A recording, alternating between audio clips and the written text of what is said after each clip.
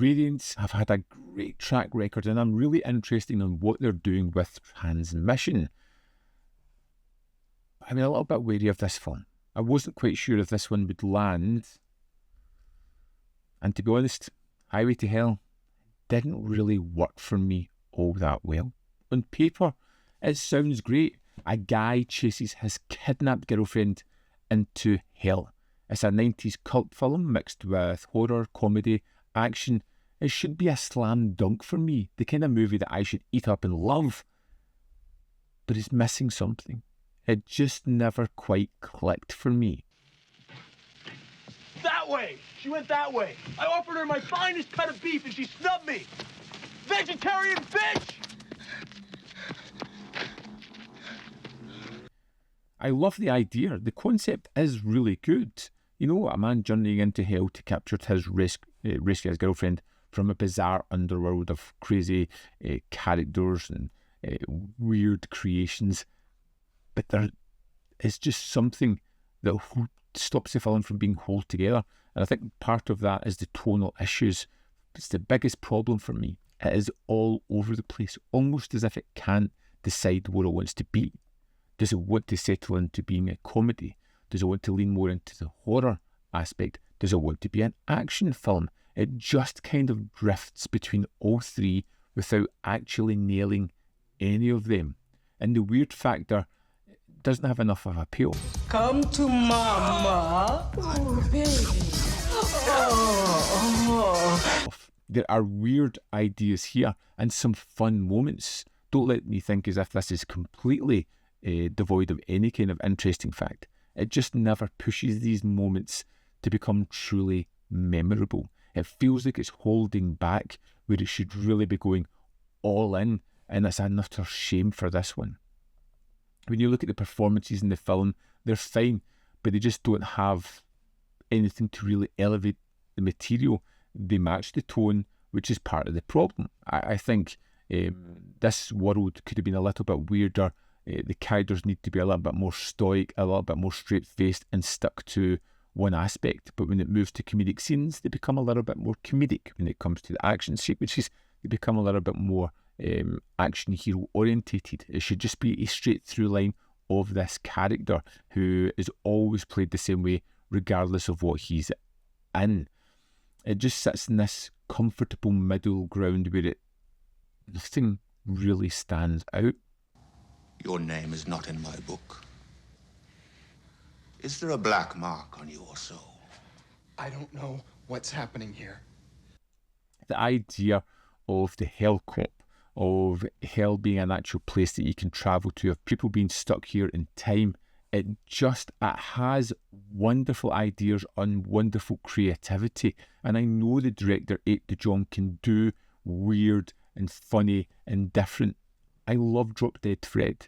This feels like something that could have been a similar tone where it pushes the boundaries and it tries to do things that could become memorable. It just feels as if it's playing things a little too safe. You get familiar faces pop up in this one. You've got Ben Stiller and Jerry Stiller who pop up for a moment. Yeah, it's one of those, I know who those people are. Their moments don't really land. You have some interesting ideas amongst the devil, amongst the hell cop, that is really kind of fun, but it becomes pedestrian. It becomes something that I was just watching because it was continuing. I wasn't driven by the story. I wasn't excited about where it was going to go. I knew exactly where it was going to go, and it was a journey that I didn't feel I really needed to be on. I'm gonna scoop your brain! You scoop your own brains. It is, for me, a misfire within the Transmission release so far. You got 4 titles in there. You've got The Stuntman, Night of the Juggler. Love them. Incredible films. You've got special effects, polarising. I really like it. And Highway to Hell, a little bit of a dip. I'm still curious about what Transmission are going to do, what they're trying to do, what their ethos is going to be. And it's kind of exciting, but also kind of daunting at the same time. There is good extras on this disc. So let's dive in and have a look. Here we are in the disc for Highway to Hell. Let's go to the special features. First up, we have the audio commentaries. We have one with the director, Ate de Jong, and the second commentary with Kim Newman and Sean Hogan. Next, we have Ate de Jong. In this newly filmed interview, director Ate de Jong reflects on the making of Highway to Hell, discussing how the project came together, his approach to casting and special effects, and his experience working with Hemdale. Created exclusively for Radiance in September 2025, runs for 24 minutes 35 seconds, and is a really enjoyable talking head about how he got the role, how he kind of was doing things he hadn't done before, the differences or the similarities from working in films in Holland and in America.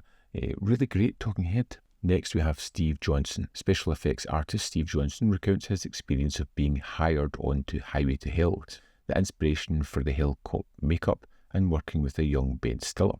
Now this runs for 10 minutes 47 seconds, and there's another one talking about his relationship, particularly with Ate de Jong as well, which kind of broke down because of perfection that he wanted within the special effects. Next we have C.G. Graham. Actor C.G. Graham discusses being cast as a Hell Cop, the extensive makeup required for the role, and the comparisons to playing Jason Voorhees. This is 14 minutes 36 seconds, and it's quite good how he kind of starts off as an anecdotal about how he just got into the role simply because of the shape of his face, and the prosthetics were already there, and the actor who pulled out of that role because of the prosthetics. There's also a trailer and a gallery. There is a 32-page booklet included within this as well, which is really great. We got a director's spotlight on Ate de Jong. We have Giving the Devil His Due by Sean McCready. We get a director's letter to Chad Lowe and one to Kirsty Swanson, which is really just a nice addition as well. That's the extras for Highway to Hell. There will of course be an audience for this. It's just not me, but it feels like it should be. If you love digging into 90s cult films, you might get more out of this. But for me, it just didn't quite land. It's something I would maybe go back to at some point. I am wondering whether you need to be in a certain mood to get it, to enjoy it, for it to land as well as it should. Didn't quite do it for me. I would absolutely love to hear from you guys about this one. Did you love it? Do you hate it? Do you find it average? Is there something special that I've missed about this one? I'm here to be convinced, and I'm happy to hear all opinions, so drop me a comment in the comment box below. As always, there is more content up there where you can see more of my stuff. In the description box are links to Patreon, membership program, and manvfilm.com, always in which you can support me. Thanks for watching. See you next time.